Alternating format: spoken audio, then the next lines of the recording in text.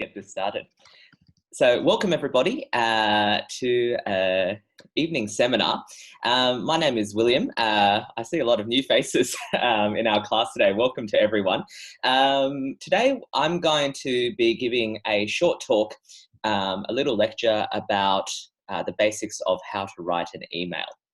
Now, before we begin, I'll just give you a little bit of context.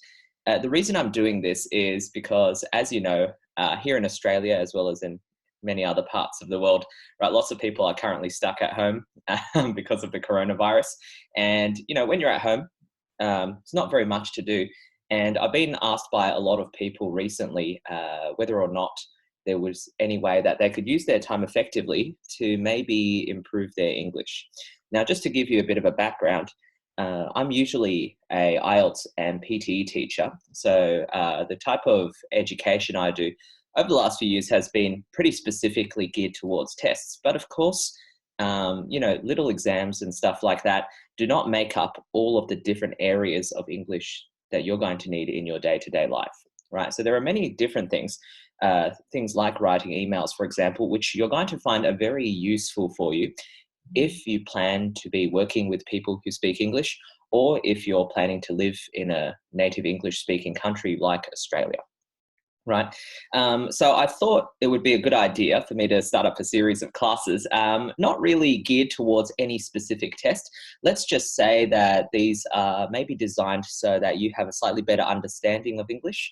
And if you're interested in maybe improving your own language skills, or something like that, I definitely think it's a very worthwhile thing to try to achieve, right?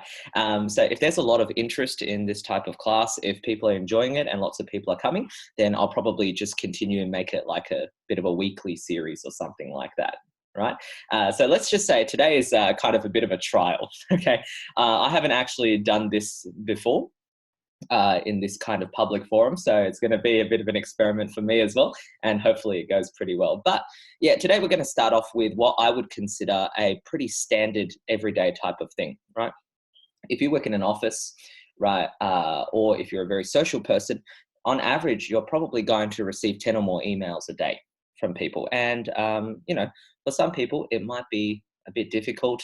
It might feel a bit tiring for you to be replying to these emails, or in situations where you need to make a request or ask questions or things like that, knowing how to write an email and being able to send one off relatively quickly is going to be a very useful skill, right? Now, in terms of the difficulty of writing an email, I would say that it is probably medium, right? If we're thinking about communication, email is kind of in that middle ground, right? Easy would be like sending maybe a mobile phone text, or something like that. Or sending a message on WeChat. That would be something that you'd find very relaxing, not something you have to think about very much. An email does require a little bit of thought, a little bit of construction, right? But of course, it's not near the hard end. The hard end would be like maybe writing an essay or a thesis for university. Okay, so an email would be somewhere in the middle, something which you might want to take a couple of minutes, but it's not the most complex thing. And it should be most emails can be written in less than 10 minutes on average. So let's get straight into it, shall we? Now today, this is actually quite a large topic. So today I'm only going to be covering the basics, what you need to start your writing, right? And I think the number one thing, before we even get into any of the specific details, is to have the right attitude towards writing, right? I know a lot of people who feel like writing is a big challenge. It's something that takes up a lot of time, and you kind of have a negative feeling towards it. You don't really want to get into it. But trust me, when it comes to emails, writing an email should basically be the same as having a conversation with someone, right? It should be relatively relaxing, right? And it shouldn't be something that stresses you out. Now, the first step that you need to consider, right, when you're writing an email are these 3 big questions, okay? And by the way, this is the way that, you know, writing in general is taught in schools all over Australia, right? And the 3 big questions are, why am I writing this email? So in other words, what is my purpose, right? We don't write emails for no reason, right? There's got to be a reason why we want to write this email. What exactly am I trying to say or do in this email? And also, right, you would have to ask yourself, what's the context of this email? Right. So that's kind of what you want to start off with. What is the purpose? And it is also important to know that generally speaking, an email only has one purpose, right? If you have two different things that you would like to ask someone, for instance, right, it's generally better for you to write two separate emails, right? In good practice, emails are usually just one single purpose. Yeah. The second question is, who am I writing to, right? Now, I would actually argue that this particular question is probably even more important than the reason why you're writing an email. Who you're writing to, right, is one of the main considerations for any kind of writing or any kind of speech. It doesn't actually matter if it's an email or if it's a lecture or what it is, right? Depending on who you're writing to, this has a very big influence on the type of language you use, right? On the types of things you can say, on the tone of your voice, and so on, right? And finally, what writing style should I use? Right. Now, you've probably heard from other sources that there are actually lots of different styles of email, right? You can write like a business email, right? You can write an email to a friend or something like that, right? You can be giving somebody a notice, right? There's a lot of different writing styles, a lot of different ways that you can write different sections of an email. We can break an email down into different pieces, right, and talk about all the different options, which we will do a bit later in today's class, of course, right? But these are the three big questions, and you always want to take a moment to maybe think about these, consider your options before you get into the writing. All right, now tonight what I'm going to do is I'm going to be mainly focusing on these, and I'm going to lead you through some of the examples and some of the considerations which will help you become a more successful and more purposeful writer. So let's begin with the first one. Why am I writing this email? Right. Now, there are many, many reasons why you might be writing an email, right? And here I've just written down some of perhaps the most common ones, right? You can imagine in your day-to-day life, what kinds of situations you might need to reply to someone or when you might need to write something, right? You don't need to become an expert at every single type of email. You just need to practice the ones which you think might be useful and applicable to your own life, right? So for example, you might be writing to tell people about some kind of news or some kind of event, something that they should know, right? So for example, did you hear about the new coronavirus cases in Sydney? This might be the beginning of an email that I'm writing to a friend. Maybe I wanted to just update a person that I know what the current situation is, right? So I might start an email off with something like this, right? You may have to ask someone a question, right? So for example, I get emails like this all the time. Since I'm a teacher, I have a few questions regarding my class timetable, right? So I would expect as soon as I read this in an email, right, I'll be expecting them to ask me some questions like, for example, what time are my classes? How often do I have them? Or perhaps, can I get my times changed? Or something like that, right? That might be the purpose of your email. You might have to make a request. You might have to make an application. So here I've got an example, like I'd like to apply for 2 weeks of annual leave. Perhaps you're asking to apply for a new job. I'd like a position at your company, please, right? Or something like that. One thing you'll find in common is that the purpose of an email is usually somewhere near the beginning, right? Almost always, you're going to want to let people know immediately why you're writing the email. There's two reasons for this. I think one of the main reasons is because in modern times, people have a short attention span. If you don't get to the point straight away, people get bored and stop reading. Okay, so it's generally good practice to immediately tell people the reason why you're writing an email, right? Now, there are some minor exceptions, like, for example, if you're making some kind of request, right? Occasionally, you might leave your request right at the end, right? There are some situations, for example, if I'm writing a letter of complaint to somebody, if I'm complaining about something, I might start by complaining and then have a request at the end. Like, for example, I want you to give me a refund or pay me some compensation for all my troubles, right? So these are not strict rules, of course, right? You can choose how you want to make your email, but just as a general, just as a generalization, it is a good idea to have your purpose near the beginning. It's also good in terms of organizing your own thinking, right? If you directly tell people the reason why you're sending out an email in the beginning, then your writing will be more focused, more targeted. You're less likely to go off track, right? Explaining context, right? Some other examples are things like scheduling an appointment, saying thank you to someone, or the opposite, apologizing for something you may have done, right? You could be replying to another person's email. This one is actually very, very common, right? In an office, somebody might be emailing you to request for some documents. They might be asking you to give them the meeting minutes or a summary of your work. They may be asking to make an appointment or something like that, right? And then you're going to have to reply with some kind of return email. And there are certain ways that you would go about doing that too, right? Or you could be working for a large organization and maybe you're giving out some kind of notice, right? For example, the library will be closed on Christmas and Boxing Day. Or perhaps something like, our building is undergoing a routine fire inspection on Monday the 22nd, right? Please be advised. Yeah, there are many, many situations that you could encounter. And like I said, the first thing you want to do is you want to consider which of these are maybe actually going to be useful for you, right? Not all of them will be useful. And I'm sure that you guys have definitely received emails and letters of this particular variety at some point in the past, right? So something like a notice letter, you've probably received something like this from your bank just recently, in fact, right? Hello, like, dear Mr. Chen, right? This is your monthly bank statement or something like that. That's a letter of notice, for instance, right? And the difference between emails and letters are very small. So anything you would see in a letter, you'll probably see in an email as well. The biggest difference, I think, between emails and letters is that emails these days are generally a lot shorter, right? And the way that we're doing the writing is maybe a little bit more compressed, a little bit simpler than you would in a formal letter. But in all other respects, it's pretty much the same.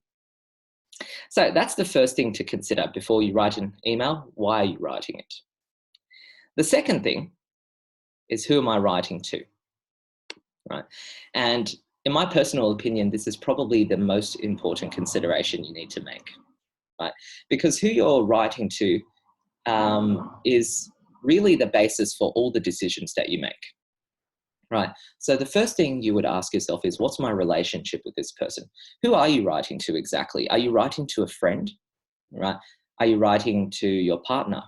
Are you writing perhaps to your boss or your manager at the company?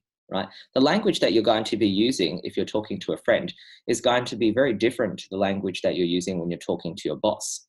Are you talking to a stranger, somebody you've never met before? Right? Or an acquaintance that you only know through the internet?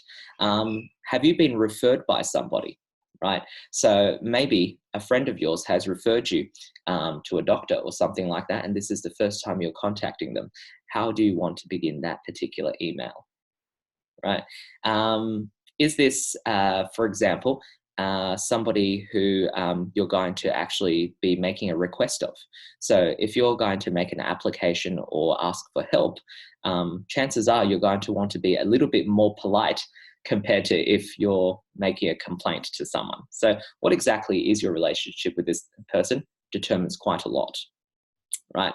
The next thing is you want to make a bit of a comparison between these two.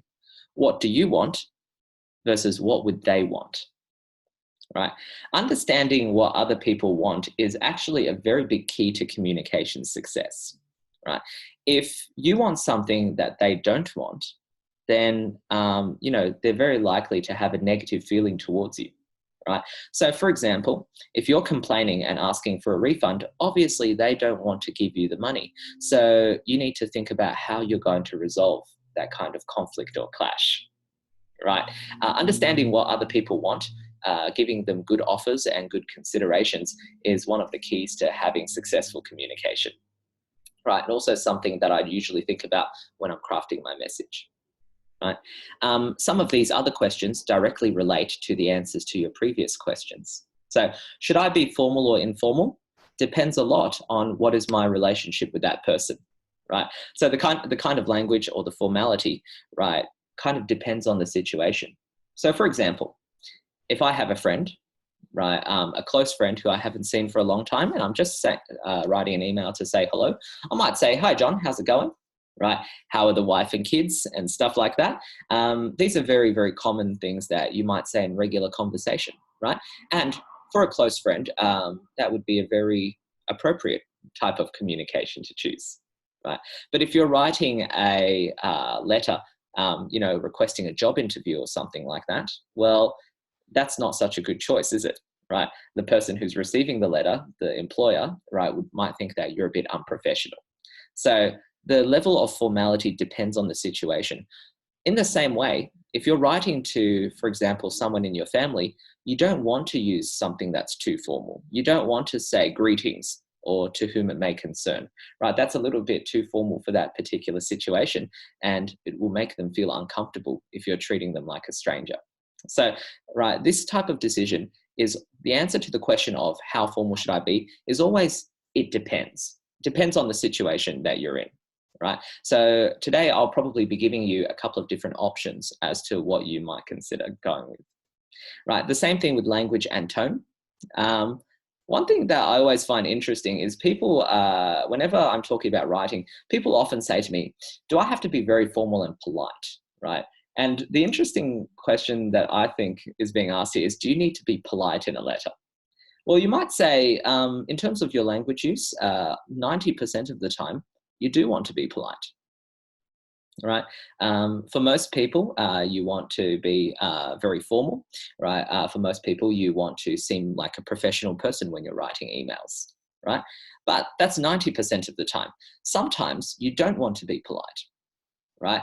If you're asking somebody to pay you compensation, if you're making a complaint, usually you want to be a little bit rude on purpose, right? Usually you want to be a little bit threatening. You might say something like, if you don't give me this refund, then I'm going to take legal action or something. You may even threaten someone.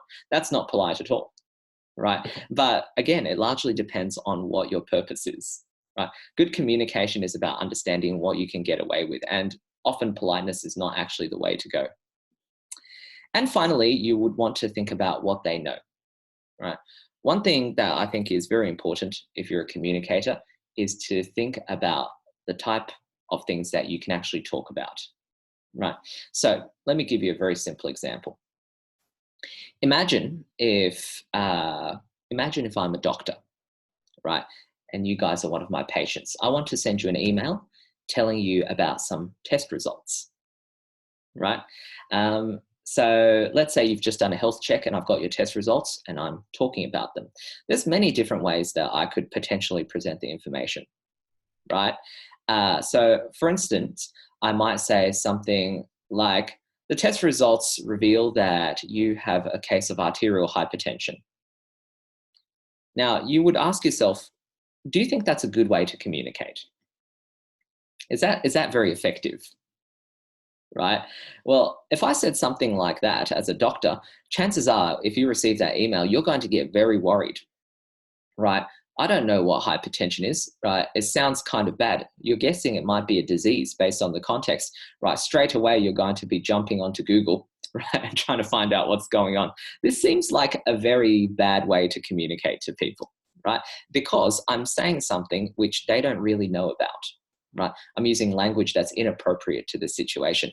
A better way to say that might be, your test results came back and you're generally pretty healthy, right? You just need to do a bit more exercise or something like that, right? If you said something like that, nobody's going to panic. They're just going to read that and be like, all right, great, no problems, right? So in these kinds of situations, what people know can be very helpful in terms of how you deliver a message, right? Another good example might be if you're working on a project and maybe the names of your projects and stuff have very specific details or very technical details in them.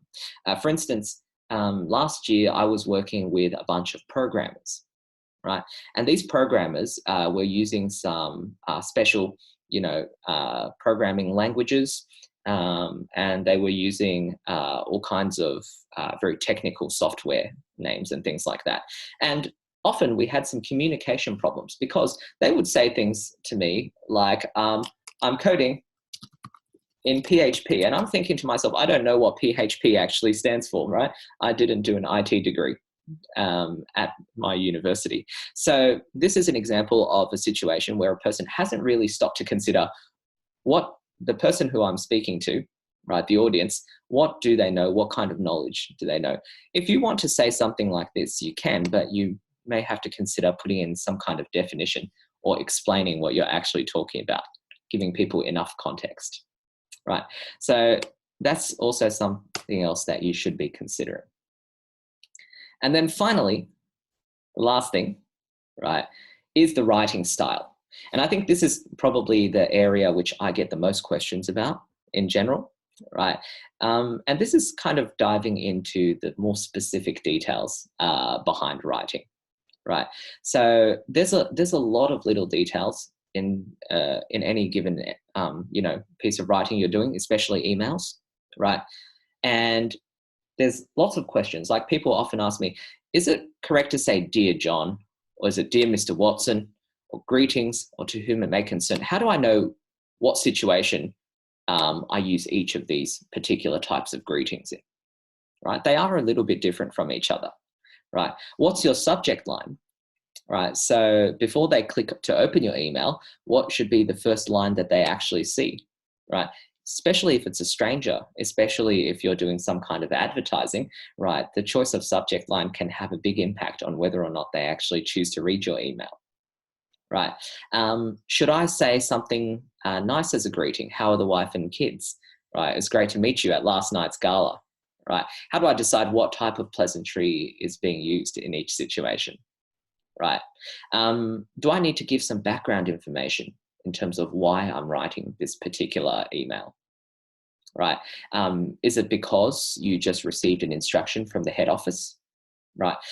Is it because you just received a big shipment of products and they asked you to contact them, right, when you got new products in? Perhaps, right? There are many reasons for this. Do you need them to do something? This is one of the most common reasons why you write an email. It's because you want to request someone to do something for you. Well, in that case, what is your call to action? How do you get them moving, right? How forceful should you be when you ask them? Do you say something like, I need you to do this as quickly as possible or immediately? Do you say, if it's convenient, could you please help me out with this, right? Could you say something like, my suggestion is we should both do something, right? So these are just different tones, different levels of intensity of how you can ask someone to do something. And then, should you finish off with some more pleasantries, right? Politeness is a big thing here in Western culture, right? So how do you finish your email? Do you say something like, appreciate your time, right? I really enjoyed working with you, or I hope to see you again soon. Do you say kind regards, or love, or yours sincerely, right? Lots and lots of ways to kind of finish off. And then even details like, how do I put my name at the end, right? If I'm writing to a friend, maybe I just put William, just my first name, very nice and casual. That's very standard, right? If it's slightly more formal, maybe I'll put my full name, William Chen, right? A little bit more authority, perhaps. And if it's, a very formal business letter to the CEO or something, I might put the full title, go the whole shebang. I've usually got a template like this just directly saved on my computer, so I can just shortcut and copy that in. So sometimes, depending on the situation, you might want something like that too, right? Now, after talking about all this, I think you guys are all getting the impression writing emails can be very complicated, can't they? Right? Or rather, it's almost like a multiple choice where I have many, many different options to choose from. But actually, it's not that hard, right? There are a lot of little individual things that you can think about. But with a bit of experience, you start realizing that there's certain patterns when it comes to writing, right? There's combinations that you're going to use, and there's certain things that are common throughout many different emails, right? So for example, right, in terms of my signing off and my pleasantries, right, I can do certain combinations almost by default, almost like a template in many ways, right? So for example, for the large majority of emails, all right, I can always just write kind regards plus William Chen at the end, right? And I can probably do that for about 60 to 70% of all emails I write in my life, right? You don't have to overthink it in any way, right? To be honest, the person who's receiving the email probably won't think about it that deeply either, right? And so these are like little combinations that you're going to get used to. And after you repeat it many times, you're not really going to have to think about it too much anymore, right? That's all it is, right? Just kind of getting into the rhythm of the writing, getting used to these types of things, right? At the beginning of a letter, I can do the same thing, right? I would say about half the time, you can say, dear somebody, right? So in most cases, you're going to find that you're going to be writing to someone who you're on a first name relationship with, right? It doesn't take very much to be on a first name relationship with someone. If you've even met them just once, right, you've generally already established that relationship, right? So for example, if you go to a business meeting, you meet someone, you shake their hand, the next time you write an email to them, you can write, Dear John, right? You don't need to be super formal and say, Dear Mr. Watson, for instance, right? If you're writing to someone you don't know, right, then almost certainly you can always use one of these two, right? If it's to a stranger whose name you don't even know, you can pretty much just go with one of those, right? So the decision-making here is not really all that complex, right? And what you're going to find is that when you simplify this, you're kind of just left with that middle purpose part, right? The start and the end of your email are usually very easy to take care of. It's just that middle section that where you're actually talking about your purpose, why you're writing the email, that sometimes can be a little bit tricky, right? And that's where all the real considerations are. You know, how polite should I be? How quickly should I get to my point? How forceful should my language be, right? And things like that. So those are kind of like the basics when it comes to email writing.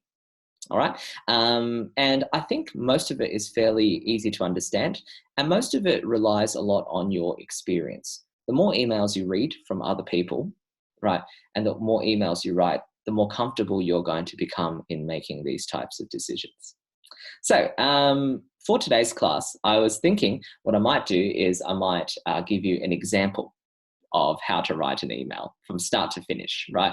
I'm just going to construct one on the spot here, right? Freestyle it, and you can have a look at my thinking process as I go about it. Right now, a lot of you guys are students from my class, actually. So, as you guys know, I like to have a nice active class, right, where there's a lot of interaction. So, what I'd like you guys to do in the chat right now is maybe give me a suggestion. What type of email would you like me to whip up? Right? Give me a scenario, give me a kind of subject that you'd like me to write on for me to do this demonstration. I'll give you guys a minute or so, see if you can come up with something interesting. I'll try to choose something that looks a bit more original and appealing, maybe.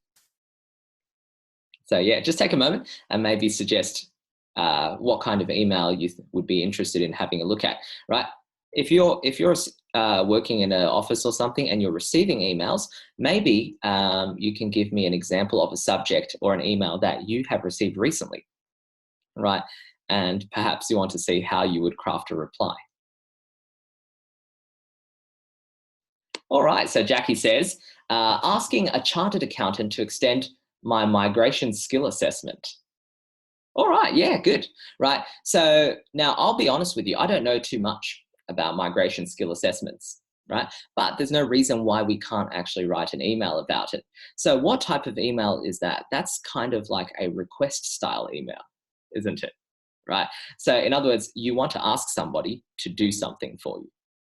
Yeah, that's what we would call a generic type, right? Now, the content of the email could change every single time, right? Maybe today you're asking an accountant to do an extension for you.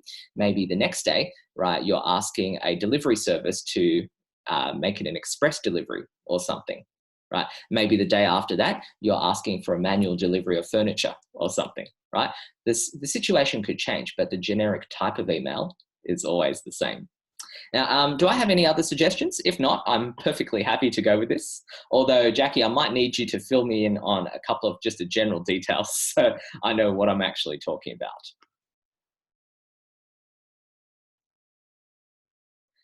All right, let's have a look. Nate says, Maybe chasing up a project update from another colleague, right? So that's also a request, right? Asking for some project details, or maybe asking for some kind of file or attachment, right? That's something that's extremely common in the office, right? Write an email to your boss and ask if you can apply to work from home. All right, that one might be very relevant right now in the coronavirus kind of environment. Yeah, maybe a job application, very, very common, right?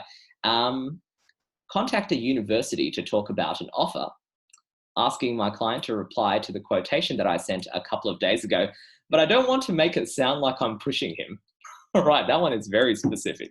All right, fantastic. Let's give these a go, right? As I said, right, writing emails is usually quite quick and easy, right?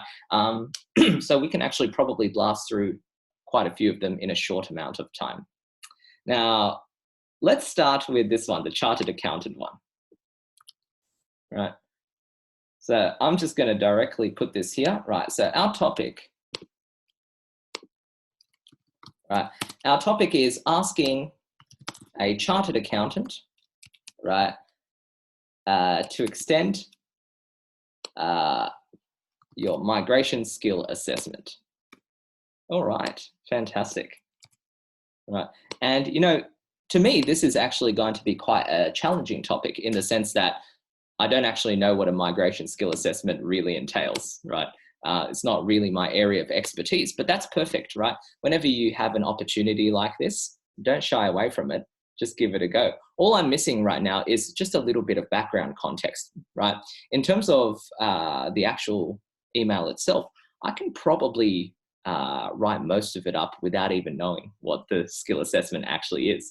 But just for the purposes of this, who was the person who gave me this one? Jackie, are you there? Do you want to just turn on your microphone for just a moment? All I want to do is just ask you for a little bit of a context what I'm actually writing. Yeah, I'm here. All right. Could you just very quickly explain to me what exactly is the situation with a migration? The chartered accountant is not a person, it is an organization. Right. Which will do the migration skill assessment, which will assess my skills. Do I fulfill the requirements of the immigration? Sure. Kind of things. But I already got the skill. Already got this assessment 3 years before, but it will expire in May of 1st. So Right. I want to ask for an extension or do a quick review about that. Absolutely, no problems. Right. And also, what's the name of this accountant? Just so I can put that in. It's not a person. It's the chartered accountant is just an organization. Yes. Do you have a name, or should I could just make one up? Of course, doesn't really matter. I don't have a name. Okay, sure. Right. Let's just call them. I don't know, like ACC or something like that. Yeah. Yeah. Doesn't really matter too much, right? Okay. So the situation is that this is a skill assessment which you completed about 3 years ago, but it's about to expire and you want to extend it. Yep. Right, fantastic, no problems. Right, and honestly, this is not a very difficult email to write. Okay, so firstly, we want to start now. Do we know this person? What's our relationship with this person? Well, they're a big organization, right? So I don't really know who I'm writing to, do I? Right. I know maybe what the general direction of the letter should be, right? It's to this particular company, right? If I could, right, I would want to specify exactly which kind of area of the company or which particular department we're dealing with, right? So for example, I might say something like to the migration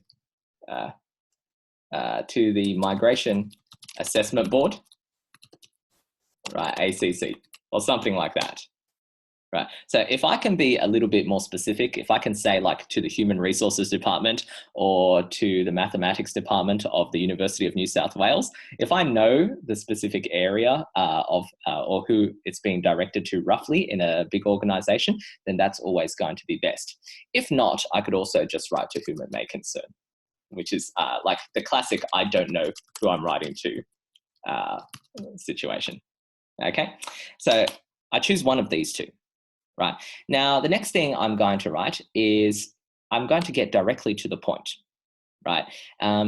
The reason is because I don't really need to spend a lot of time establishing a good relationship with this person, right? It's not really a person I'm writing to, it's a big organization. So in other words, I'm not really that worried about, becoming friends with them and kind of having a good relationship. And so I don't want to waste their time. I'm just going to get straight to the point. Why am I writing this letter, right? So you might say, right, I'm writing this letter, right, to request an extension on my migration skill assessment.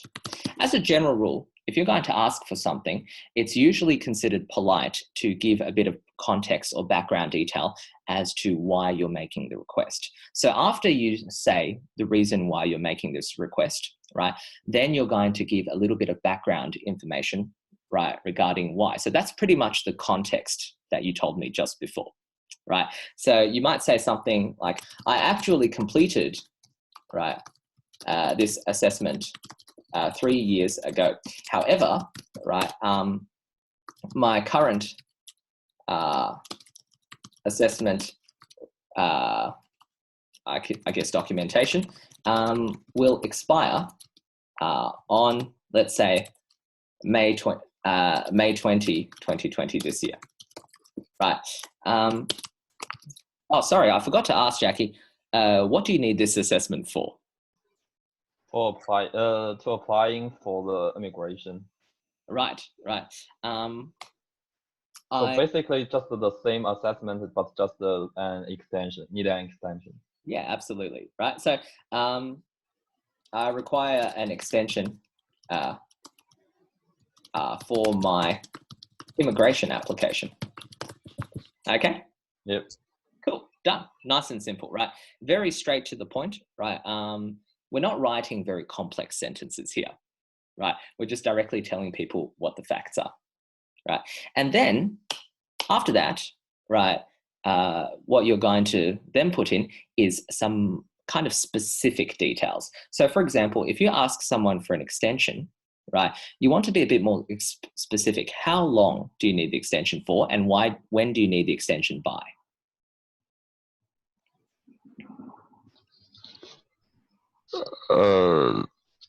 So you mean I need to ask them to upload the attachment of the old of the old assessment, or? Yeah. Well, I'm actually not sure what they need to do. Right, I've never actually done this particular line of work before, but I imagine, well, you would have some slightly more specific information about what they need, right? Yeah, maybe just do a quick review about the old assessment and the extended. Yes. I think that should be. Okay, do you know how long they have to extend it for? Another 3 years. All right, yes. So you might say, if possible, right, I would like to extend my assessment for a further 3 years, right?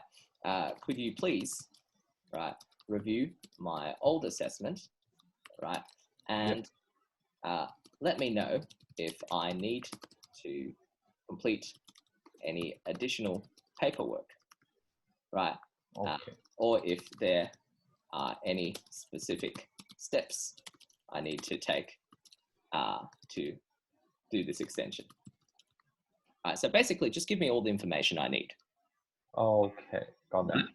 And then finally, and this is something which can be templated quite easily, in the last part, right, for this type of thing, you want them to contact you back, right? So normally it's a good idea to just leave some contact details, right? And now it's not just for this type of letter, right? There's many different letters where you might want to leave some contact details behind. And your contact details can be something that you can literally copy and paste. You can just create a template for this in many situations. Okay, that's great. So, for example, you might say something like, you can contact me, right, by email, right, or on my mobile, for example, 04 something, right, at any time. I look forward to your reply. So this is something which you can basically copy and paste at the end of almost any business email if you really wanted to. Okay, thank you so much. No problems. And then yours sincerely and name. Done. Yeah, there we go, right? So this is something along the lines of what you're looking for, right? Obviously, depending on the situation, your requests may change a little bit. If you're writing to a big organization, you can see that the language is a little bit definitely on the formal side of things. Your request is polite, but it is quite forceful, right? So you're not saying something like if it's convenient for you or something like that. You're basically saying, I need you to do 1, 2, 3, 4, 5, 6. You're saying it in a polite way, but you're being very specific about the details of what you need, right, in a request. And that's usually a good way to go about the writing. Excellent, right? So that's kind of what that particular topic may look like, right? And if you want, of course, these notes, we'll make them available to you guys. If you want to write another letter that's of the same style, this kind of request, right, you can have a look at this as a bit of a sample to get an idea of what types of sentences you want, right, how specific you need to be, and how you want to address people, right? All request letters are going to have very similar types of styles to this. All right, thank you very much, Jackie. Well done. Okay, so let's have a look. What are my other options? Okay, Nate says, chasing up a project update from another colleague. So I'm imagining this is a situation where you're probably working in an office. Maybe you're working on a big group project and you need some kind of file or some kind of report or something from somebody else so you can finish your work. Nate, are you there by any chance? Oh, yes, I am. I'm here, sorry. All right, fantastic. Why don't you paint me a picture? It doesn't have to be a real one. What kind of situation do you imagine we're in? Well, let's say we're building a database and I need data from another colleague for sales. All right, excellent. So you need some sales data, right? Yeah. Okay, so here's our new topic, right? You're doing a group project, maybe building a database, could be anything really, right? And you're chasing up a project update from another colleague. Right, done, no problems. Easy. All right, so this is where we can stop for a moment and once again consider the factors, right? So number one, what's your relationship with this person? Well, this time, you probably know the person who you're addressing, right?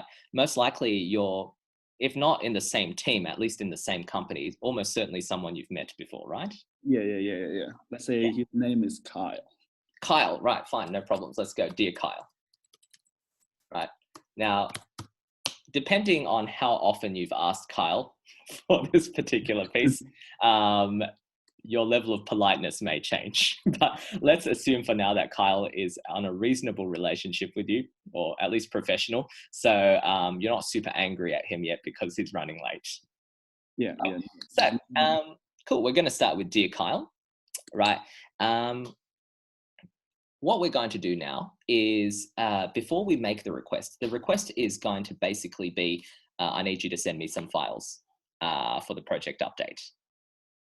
Okay, but before I say this, right, I might just very quickly paint in a little bit of background information, what exactly is happening, why you need the files. Right. Now, why am I doing this? Well, I'm thinking about the purpose, right? What is my purpose here? So that's an interesting question. When I'm writing this email, what exactly is my purpose? Getting the update. I mean. Yes. So on a surface level, yes, I'm trying to get the update. That's definitely true. Right. But I would also generally say that one of my big purposes is I want to get the upgrade quickly and I want Kyle to do this as a bit of a priority. Right. Now, there's a bit of a difference here, right? So, I mean, chances are, if you think about it, right, if this is group work or something like that, Kyle's probably already going to give you this project update at some point, right? Usually when you're writing an email request or something, you're basically putting it on the record. You need it straight away. Yeah, that's right. Right. And so there's a certain level of urgency. So therefore, what I'm going to do is I'm going to basically paint some kind of picture where it sounds like it's quite an urgent thing. Okay. And, it's little things like that, right? Little considerations like that, which can make you a bit of a more effective communicator. Okay. So let's give this one a try, shall we? Yeah. Okay. Yeah. So, dear Kyle, right? Now, I want to be polite to him. So I might say something, a little bit of a useless pleasantry, something like this. Thank you. Thank you for, it was great talking with you during our last project meeting. Right? Yeah. Just set the kind of tone. Right? I am a nice, polite person. Right? Now, as you know, right, I'm in charge of building, right, the database for this project, right, and I'm up to the part where I need the project updates from that meeting to continue development, right? I was wondering where you're up to with that, right? So now we want to kind of push Kyle a little bit. We want to make it seem a little bit more urgent. Yeah. That's too polite, to be honest. Yeah? Is it too polite? All right. I'm getting the sense that maybe Kyle's not sending his updates on time to you. No. Something like that. Scenarios. He's not doing his job. Excellent. So now we want to push. Now I want to push them a little bit, right? I want to make sure that Kyle is taking this urgently. So the next question is, how do I achieve that, right? If I just say, Kyle, man, you got to hurry up, that seems a little bit impolite and unprofessional. You're going to talk about the consequences from the management perspective. Yes, nice, right? So the easiest way to achieve this is by making it not sound like you're the one pushing them, but make it sound like your boss is doing that. Our boss. Right?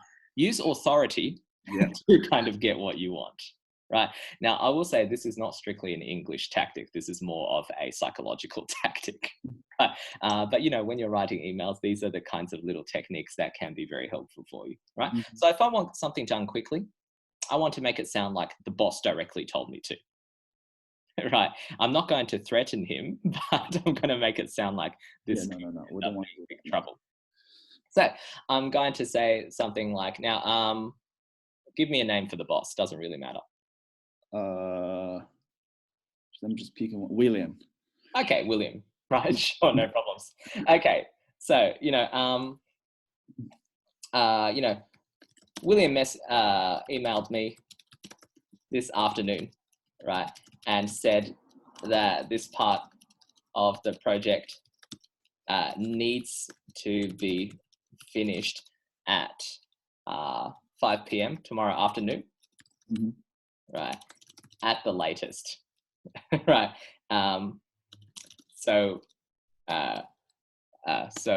we're under the gun, right? In other words, we're both going to be in trouble if it's not done by then, right? Could you get me those files by this afternoon, please? Right, something like that, yeah. And then here, right, no need to say yours sincerely or anything like that, right? You can just put Nate directly there. Yeah, okay. Yeah, and if you want, keep it light, cheers. Oh, cheers. Yeah. So, in other words, this is the thinly veiled threat, right? The feeling that something may go wrong if it doesn't get done. Okay. Yeah. Good. But in general, you're still being a very polite and friendly person. Yeah, excellent.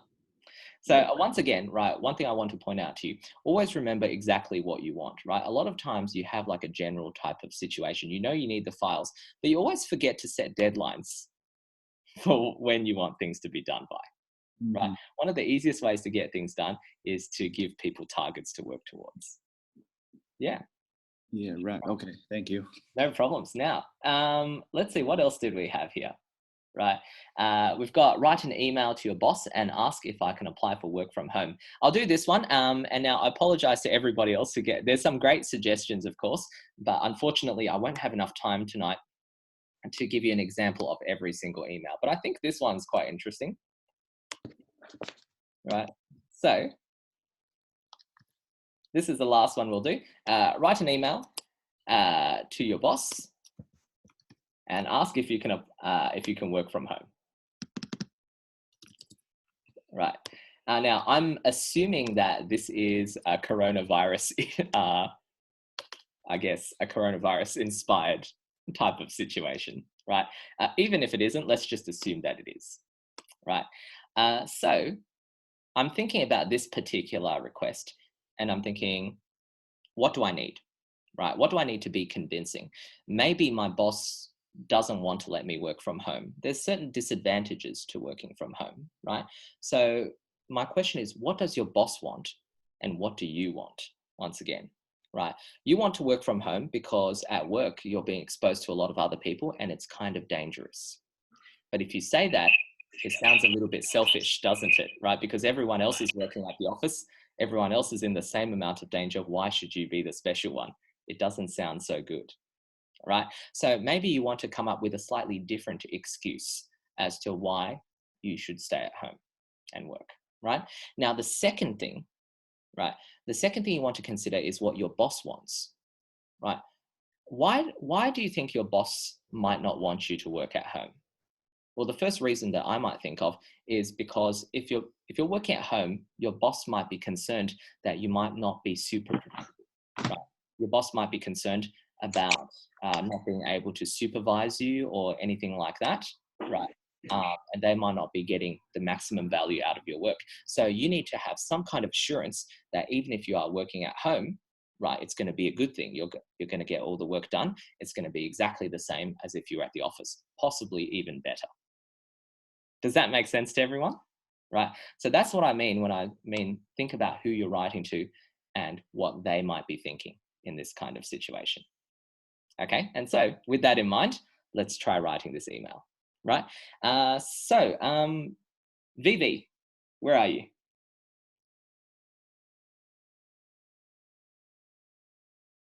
All I want to do is just ask some questions about your kind of situation. I'm here. Yes, all right. So what are we talking about here? Well, actually, in my office, there are not many people gathering in the same office. Sure. But I still think if there's maybe only 2 or 3 people sit together in the small space, we still have the exposure of the coronavirus. So, but actually for myself, I think I can completely do my job from home. But it seems like, just so you said, it's like you are special from other ones. So how can I be very convincing and persuade my boss to let me work from home? Right. Well, for this, all I need is just more of some background information, really. So, I mean, what kind of job do you do exactly that doesn't? I'm doing the HR and administration in the office. HR and admin? Yeah, fantastic. And do you think there's any advantages to working other than non-coronavirus related? Are there any advantages to working from home? Because mainly in my daily work, the main communication way is by email. So if I have the internet, I can do the work anytime, anywhere. So right. It doesn't matter if in the office or at home. That's true. Are there any advantages to working from home, though? Like, can you work more effectively, more efficiently, perhaps? For myself, I can save the time for the traffic. That's true, although that's more of a personal benefit rather than but to be honest, I don't see any difference or any more advantage of working from home. That's why, I'm thinking about it. This is one of those situations where there's a concept called offer and consideration, which is when you're asking for something, usually you need to offer something in return. Yeah. That's different to what you've already got, but that's okay. Don't worry about that too much. Now, the other thing you need is kind of like an excuse as to why you should work. Yes, that's it's a headache. So. But you don't want your excuse to be, I don't want to get sick at the office. Right? So this is where some other excuse may be better. Like, for example, do you have kids? No. No? let's just pretend you have kids, right? Or it depends what your boss knows. Okay. Right. So, for example, right, let's just take a quick example. Now, this may or may not be 100% useful to you, but I'll show you what the kind of thing that you want to write. Mm-hmm. Okay. So, dear, let's come up with a name. What's your boss's name? You don't have to give me a real one. Doesn't matter. Dear John, actually. Yeah. Okay, cool. Dear Joe. Right. Yeah. I'd like to request to work from home, right, for the next, let's say, 3 weeks, Mm-hmm. right? Once again, we want to be specific about time, right?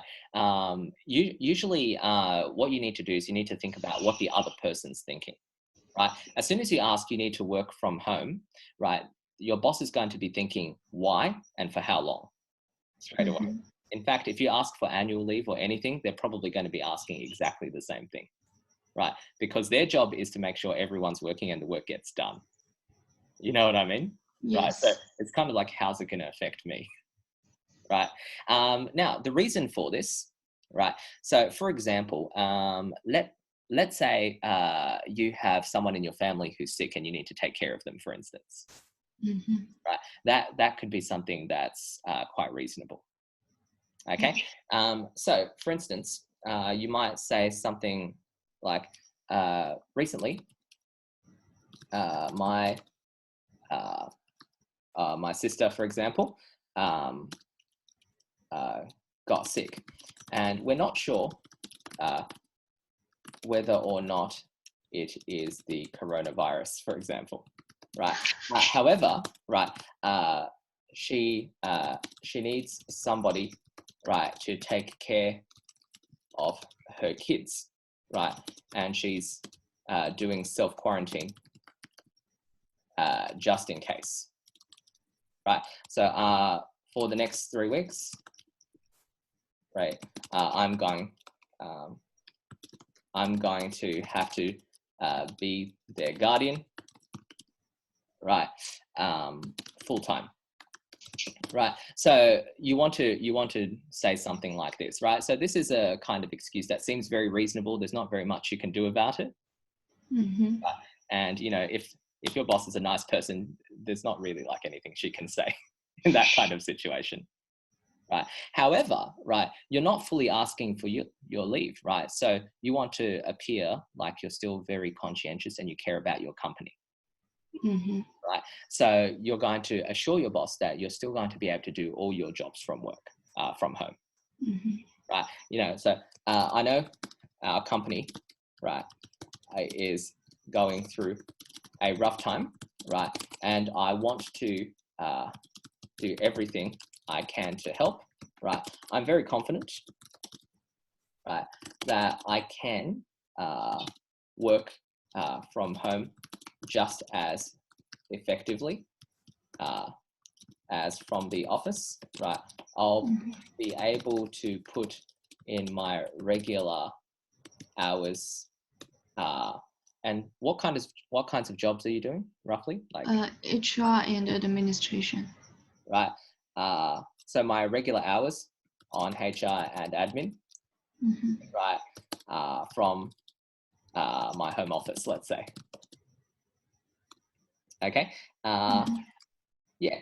I'll send you an update daily regarding my progress. Right. Yeah. Yeah. Okay. So that's pretty much it, right? Yes. Yeah. So yeah, please let me know if you need me to do anything else regarding this issue. Yeah. And then sincerely, or kind regards maybe, right, V, or something like that. Mm-hmm. Right. And so that's kind of the situation that you want to do, right? So a lot of times when you're making requests, the general idea is you need to make excuses and you need to sound like you're doing everything you can to help the other person. Mm-hmm. Right? Even though we all know that what we really want to do is not go to work anymore. Right? Yes. Yeah. So in this case, I kind of took the easy way out. I just gave a bit of I gave a bit of an excuse. Mm-hmm. Right? You can choose a different excuse, but the general idea, the thing that's more important, to be honest, your boss doesn't really care about this. Mm-hmm. Right? There's no way he or she can actually check it. Right? What they really care about is, are you going to be able to work effectively at home? If you can be more specific, because I don't know much about your job. If you can, you want to be more specific and maybe explain a bit of a plan as to exactly how you're going to complete the work from home. Mm-hmm. Like, let's say Yes. I have these tasks, right? For HR, I'm doing this every day. For admin, I'm replying to these emails and stuff like that. I've got a home workstation set up, right? So I can definitely put in a couple of hours every morning and every evening to get the work done.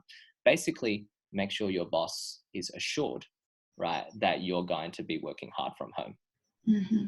right? Yes. Generally, they shouldn't have too much of a problem with it. Mm-hmm. Thank you, William.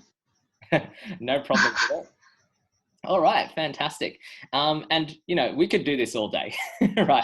Everyone's got emails that we want to write. Yes. Yeah. But yeah, I don't know if these kinds of little examples and tutorials are useful for you guys. But I was thinking that this is the kind of thing which might be kind of good for you guys to learn, especially when you're stuck at home. So if you guys enjoyed today's class, right, and you want to see more of this kind of content, right, I'm thinking of starting up maybe a weekly series. So make sure you give us a little bit of feedback, post up in the Velocity English, channels and stuff like that, whether or not you enjoyed the class, and perhaps give us some suggestions about what kinds of topics you might be interested in talking about. Right. Today was kind of a bit of a casual session, right? We just took some random topics. Next time, maybe I'll specifically talk about things like job applications or specifically business emails and things like that. There are many, many different types and styles, right? And we can go into some of the finer details about exactly what you're looking for. Yeah. Awesome. So that's pretty much it for me today. Now, I think the other William had a message that he wanted to give. Yeah. Yeah. 大家好，大家听见我声音吗？听见声音的话打一下1。That's great, all right. 所以刚刚威廉就是很好跟大家讲的话，怎么去写这个 email 和整个 structure， 我觉得他给的这个例子特别的好。然后我现在主要是我花大概10分钟的时间吧，然后或者15分钟的时间，我主要和大家讲2个方面。这2个方面是威廉可能就是今天没有时间 cover 到，但是我觉得也是很重要的一个事情。就是第一个就是email 是一个非常好的方式去那个测试 test the professional level of the company and of the person， 这是第一个方面。第二个方面我想和大家说的就是email 你要知道什么时候用 email， 什么时候用 telephone， 什么时候用微信。OK， 所以我现在就是很快的和大家讲这2个方面，我觉得这个可能也是非常非常重要的。首先有很多学生问我就是这个中介不靠谱啊，还有什么反正各种不靠谱 OK， 我把我自己的故事和大家去讲。有3件事情我是非常 shock 的。当时我17岁的时候，我跟大家 share 过这个 story， 我被那移民局给拒的时候，我去了 Tribunal， 然后我当时是有家中介的，当然这家中介就扯淡嘛，对不对？结果这家中介在当 Tribunal 一个信来的时候，让我非常惊讶的是2件事情。第一件事情，他居然让我自己去写信给移民局。第二件事情，他连跟移民局讲话的英文都不行。就是我当时只有17岁，他还没有一个我来澳大利亚 high school 读了3年的人的英文好。所以如果这个中介他连邮件连和基本移民官交流都没法交流的话，你这算什么中介呢？这是第一件事情。第二件事情让我更加的 shocking， 就是我后来去做了这个培训机构以后嘛，因为我手下有很多中介嘛，因为中介要给我送学生嘛，对不对？因为他们要考出4个8或4个7的 PD 或者是雅思。我听到很多学生向我 request 说，哎 William， 这就是我和 William 为什么要上这个课的原因，你知道吗？就是他们会问我们怎么写 email， 就是给移民局写 email， 或者是催一下就是我这个签证的问题或者什么。其实我觉得很奇怪，我就想问你中介在干什么的。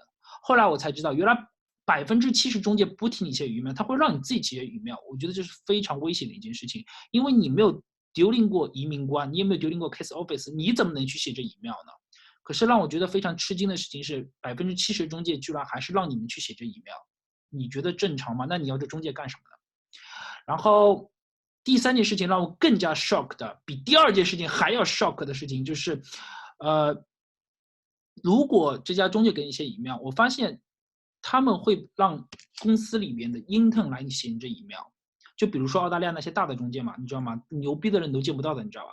他们会让他们的实习的人拿一个 templates 把你的 email 摆进去，懂吗？比如说你要出国的一个解释说明，比如说你要向 case office 解释的事情，他们居然有个 templates。我帮你讲，你向任何移民局解释的东西都没有 templates 啊，懂我意思吗？这是要 specific question， 要不像威廉以前是律师，要不律师是干什么的？所以让我非常 shock 的事情是，他们居然有个 templates， 然后他们居然就把你的东西就飞到这个 template 里去，而且他们用的是最差的、最不好的、最不 qualified 人去 dealing 你这个 case。所以这3件事情让我非常的 shocking。所以这是中介方面，如果你的房产中介的也是一样的，你无论是你的律师也是一样的，懂我意思吗？我给大家讲一个 opposite 的一个例子。结束以后，就是你们的工作期间结束以后嘛，你们可能还没有拿到身份，但是你们又想留到澳大利亚，那么这时候你要去续签一个学校嘛，对不对？这时候你就不能续签什么 diploma， 对不对？这就很有可能就拿到 no further stay 了。如果你拿到 no further stay， 你就完蛋了嘛，对不对？所以这时候其实你要申请一个学校，然后向他解释一下我为什么要申请这个学校。简单来说就瞎哈拉一通，你知道吧？但这个是要非常讲英文水平的，你要让移民官就是感觉你没有移民倾向，你知道吧？你想这种 email多么的不是说难写，多么的重要吧？我居然还有碰到让学生什么移民局那个中介让学生自己去写的，我也真是无语了。你不要讲自己写，你找个律师写都应该要去写的。但是我之前我有个学生的中介，他就非常的好，因为他也是那个雅思8分，虽然没有像我和威廉每项8分，但是 overall 8分，所以给到他以后，他当场花了差不多有40分钟的时间把这个 email 写出来，然后给到我这个学生。因为这学生后来给我看一下，后来这个中介成为我很好朋友，我觉得这个中介就非常的厉害。所以你可以用这个来试这个中介，或者是你买房子那个中介，或者是你的移民律师，他的这个 professional level 到底是什么 level？ 你比如说我和威廉是教英文的，连写个英文的 email 都不会写，那我们算什么教英文的了？懂我意思吗？所以这是个很好的方式，你懂吗？你们都有中介吧？叫中介写个 email 给你看看，懂我意思吗？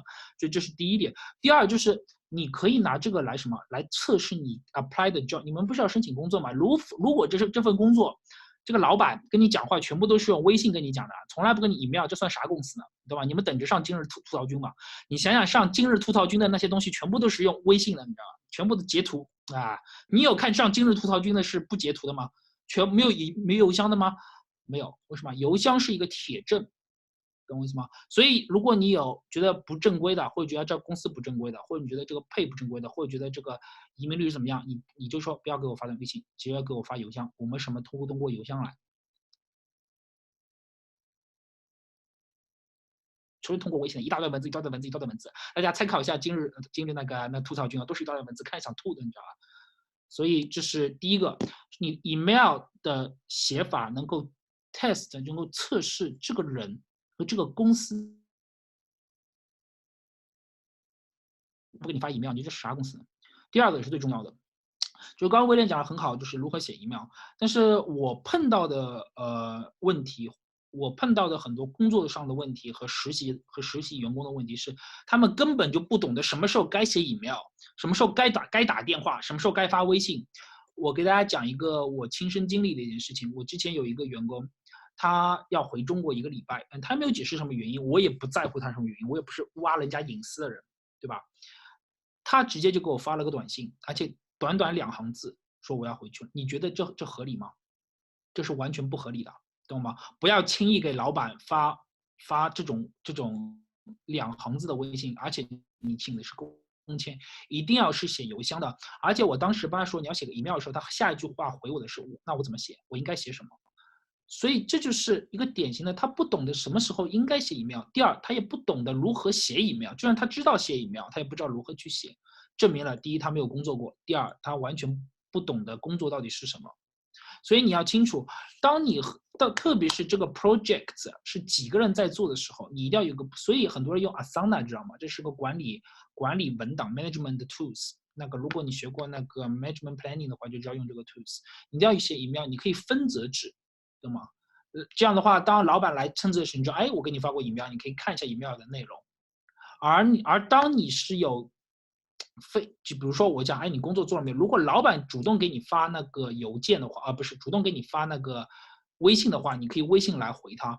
但是当老板主动给你发邮件的话，你绝对不能微信回他，你一定要是邮件回他。而且如果是我来工作的话，我就算微信回了你以后，如果是关于这个 project 的事情，如果是关于这个你给我的 deadline 的一个 assignment 的事情，或者是比较重要的事情的时候，我会写一个 report， 同样会通过邮件发给你，显示我比较 professional level， 懂我意思吗？所以在写 email 前，当然这个女孩子是 PY 送过来的实习，所以我也没有太纠结这个事情。但是我当时就非常的 shock， 就是她连最基本的什么时候该写 email， 什么时候该打电话都不清楚，懂我意思吗？如果你是完成一个 project， 如果你是完成了一个我叫你完成任务，我觉得用 email 的形式来发给我，我会更加的 appreciate your work。而且你要知道，我像一般的企业家基本上不会整天看微信的，你知道吗？微信 shut down 就 shut down 了，但是每天我们会固定一个时间段去查我们的邮件的，所以邮件更加能够清楚的显示你工作的一个 process， 好吧？所以今天就和的话，然后帮助你们平时在工作中更加能够 spotlight 一下，对不对？然后看一下，哎，这到底是职不职业？这第一件事情。第二件事情就是我什么时候应该是用的是邮件，什么时候应该是打电话，对不对？打电话我可能下来再讲什么时候应该打电话，什么时候应该用的是邮件。OK， 如果你要考雅思的话，考雅思的那个 J 类小作文都是写邮件的啊，基本上写一份 letters 嘛，邮件差不多。就是以前帮大家讲了，学 PT 没什么用，你知道吗？学 PT 能用模板吗？没法用模板，你知道吧？对了，千万别用模板。你只要邮件写模板，老板觉得你小学都没毕业，你知道吧？我看多大一个人了，邮件还用模板，懂吗？一定要自己的语言真情实感，懂吗？有点错别字没关系的，你又不是考 PT， 比你用个模板套上去，比别人看得开心多了，好吧？那么就这样了，我可能下个礼拜，我和威廉或者我教他一下怎么提高真正的英文水平，或再讲点雅思 PT 的内容。好吧，威廉还有什么话要说的吗？ Yes, actually. Sorry. This is kind of related to what you just said. Not 100%. But William was just saying, what kinds of situations are appropriate for you to write an email, right?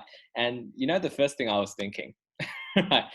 The number one reason why people write emails, right? Of course, you want to ask people for documents, you want to make applications. There's a lot of reasons. But one of the biggest reasons why you need to write an email is for documentation.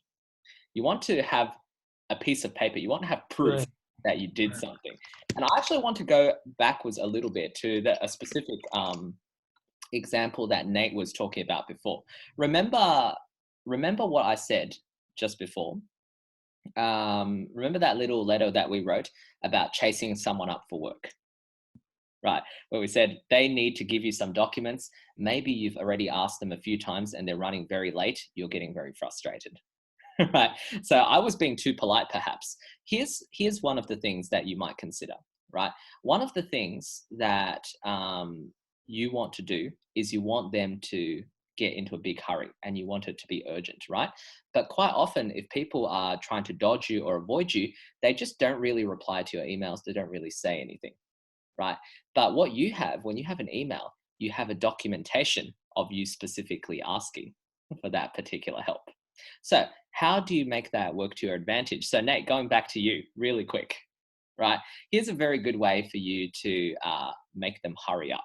And I mean very effectively hurry up. It's a very simple trick, right? When you send an email, right, at the beginning, you've got a subject line, but under the subject line, there's an option called a CC. Do you know what I'm talking about? So it goes something like subject, right? And then you're going to write something like project update files, right? But then under that, you've got a CC, right? Do you know what a CC is? Or does anyone know? CC stands for carbon copy, right? And it basically means you can send a copy of this document to somebody else. Okay, what you want to CC to is your boss. Okay, so if this is something that your boss is actually concerned about that you need to get done quickly, you should show that you've already sent whoever it was, that other guy, I forgot his name. You should show your boss that right now the project is being held up because of Kyle and not because of you. Right, so if there's someone to point the finger at and blame, it's going to be Kyle. And in the middle of your actual letter, you can write something like this, right? You might say, right, or, right, if you aren't able, right, to send me the files today, right, I could just hand the database over to you and you can fill in the details, right, whenever you're ready, right? Yeah, sounds like a very reasonable thing to say, right? If it's his part that's not done, right? I was like, I'll just hand it over to you and you can finish it off for me. Done. Easy, right? Nice, simple solution, right? And yeah, I already spoke to, what was your boss's name again? Can't remember. Oh, right, we put William, didn't we? Yeah. Okay, I already spoke to William, right? And he's on board with that. Yeah, cool. Right? Yeah. So that's pretty much it. Okay, so literally just send a copy to your boss, because that way the responsibility goes from you onto Kyle, and Kyle knows that he's responsible. You're putting him on the spot, and your boss can see that he's the one that's holding up the project. Right, you're still being very polite. You're not saying anything that seems too aggressive, right? You're just doing a very common sense solution, but that's an easy way to kind of get people to hurry up. 对，我觉得威廉讲这个讲特别好，就是人都是有亏欠心理的。他这讲完以后，你就把你的 focus 摆下了，你管他看见没看见，他没看见也无所谓，你就可以 focus 在你自己的事情上，对吧？你可以去玩玩，可以去走走，可以帮助别人，会做什么事情都可以的。但是有些特别像 responsibility 比较重的人，他会一直 carry 着，你知道吗？睡都睡不着。但是什么时候叫吹不用了，写完以后 kiss bye bye bye， 下一个就可以了。我觉得这个受不了的 ，yeah。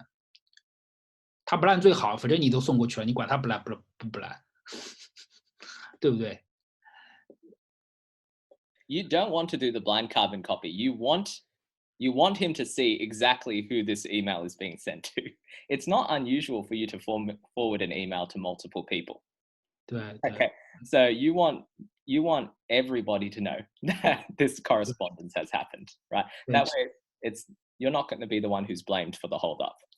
对，就是那个责任明确嘛，就是为什么你们跟移民局，你觉得你跟移民局打到电话吗？打电话很难这个讲清楚的，你知道吧？打电话讲不清楚的，那你写微信也讲不清楚的，你知道吧？你知道有些大妈都能说嘛，都要说来说去，你不知道在说什么，所以你写邮件的时候，你能说多少？你写邮件写很多吗？所以就shortcut，你知道意思啊？所以写邮件一定要写得清楚明了，把自己的 request 写清楚。对。